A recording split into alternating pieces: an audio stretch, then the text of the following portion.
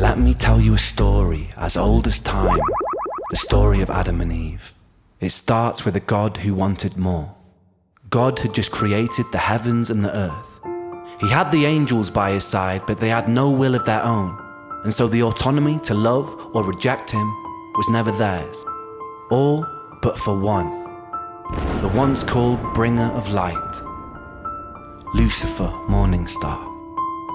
Lucifer was the fairest and most intelligent of all the angels. He was the closest thing to God's image, and in his likeliness, Lucifer felt restless. He began to question and doubt God. He doubted the hierarchy opposed upon him. He felt God was arrogant. In his frustration, Lucifer built a throne that stood even above God's and declared mutiny. A war ensued. God, being all-powerful, came out the victor and banished Lucifer from the heavens and exiled him to earth. Once again, God was alone with his power. Perhaps from loneliness, perhaps from curiosity, perhaps from a desire to share love, God began to work on his greatest project yet, a being that would mirror himself, the human, two humans specifically, Adam and Eve. They were placed inside a paradise built for them on earth, the Garden of Eden. In the garden, God placed a tree that bared fruit that would grant anyone who ate it powers bestowed only to a God, to tell good from evil, left from right, to live righteously or to sin. He named this the tree of knowledge. God told Adam and Eve they could eat whatever they wanted in the garden, but never the fruit from the tree of knowledge. And if they disobeyed him, it would be punishable by death. The basic way the story of Eden is told is that Eve was tempted by Lucifer in the form of a serpent to eat a fruit from the tree of knowledge. Convinced, she bit the fruit, she passed it to Adam, and he did the same. Suddenly, ultimate knowledge filled their minds, and they realized they were naked and felt shame. God discovered this betrayal and felt angered. He exiled Adam and Eve and cursed them with the life of a mortal. They would work, they would bear children, and they would die. The fate of a human. Now look deeper. In the story, the serpent tempted me by telling me I would gain ultimate knowledge and that God would spare me. Both were true. This wasn't some great deception, meaning that Satan, in the likeliness of God, perhaps understood his intentions. In fact, the only lie uttered in the Garden of Eden was by God, who did not end up condemning Adam and Eve to death. This could be seen as an act of mercy, but the sheer fact that the tree existed and that humans were initially cut off from this knowledge may imply some part of God was afraid that if humans were granted the gift of perception, they, like Lucifer, would have the power to reject him too. The fact that there stood a beautiful tree that could grant this knowledge in the first place implies that a small part of God, supposedly all-knowing, perhaps wanted and intended the humans to bite too. In the Bible, Satan was an exiled angel of free will.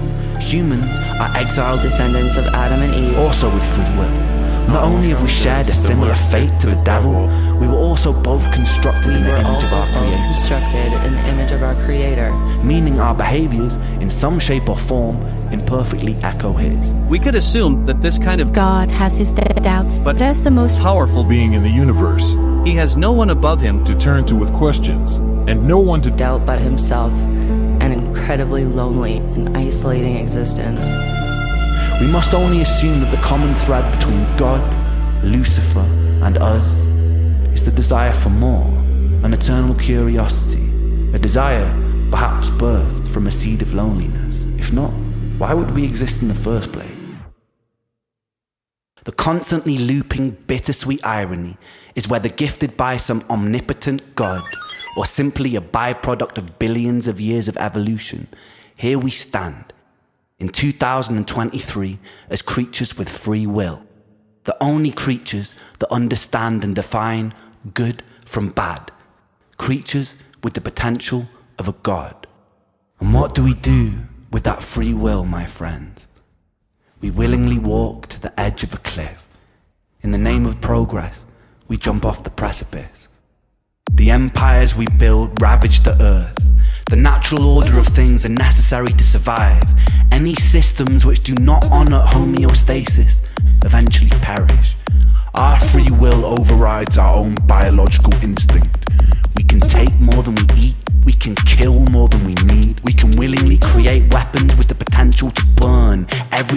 built to the ground. We willingly decide to bow at the altar of greed, the most insidious and destructive of all sins. We put our faith in corporations who pose as rulers. We willingly allow ourselves to be led by outdated power systems ran by corrupted politicians and bloated dictators who claim domain and dominion over an open and free land. We willingly elect the corrupted when the decision was always ours to build something better. We willingly create and impose separation because of beliefs that we are force-fed through our phones and television sets. We always had the will to reject these things, but we adhere to them as though they were the laws of physics. War, famine, pestilence, greed, these aren't things imposed upon us by an all-powerful God or by his demonic adversary. They are here because of us, not because of free will, but because of our inability to use it. We must be motivated to be better, not out of fear of punishment of an eternal damnation, but because the choice exists, because we love ourselves, because we have the power to absolve ourselves of so much unnecessary suffering. Take a second to be in this very moment. In this moment, how much suffering is happening all over the planet right now? How many people are dying of illnesses that could have easily been cured, but aren't because of the selfishness and greediness of humanity? How many people break their backs and reject their own passions to simply afford bills and food? How many of us crave distraction from existence? How many of us numb that pain in whatever way necessary? How many children are being abused? How many people sleep cold and hungry on the streets? How many of us become cogs inside a machine that is destroying itself? How many soldiers have been forced to fight in meaningless wars? How many humans have killed for ideals they don't believe in or understand? How many people have died for the greed of another man? And how much of this was avoidable? As written in the Bible, Satan was not condemned to hell. Satan was condemned to earth. He lives there amongst other creatures with free will, who always had the choice and still chose their own undoing. Ladies and gentlemen, this is our self-made hell. The bittersweet irony is this is a creation of our own design. I'll leave you with this. Consider what you have done here today. You have worked together as individuals collaborating to form a giant neural network, a hive mind capable of achieving incredible things.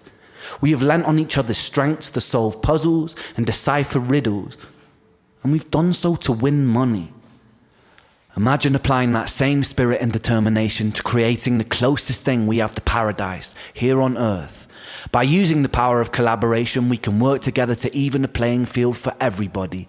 Our dystopias can become utopias. Our Jahannams can become Jannah. Our hells can become heaven, right here on earth. And this sentiment applies to atheists, agnostics, and believers alike. Myself, I'm an agnostic who believes. I believe in us. We must do better because we can choose to. We must be better simply because the option exists. Thank you.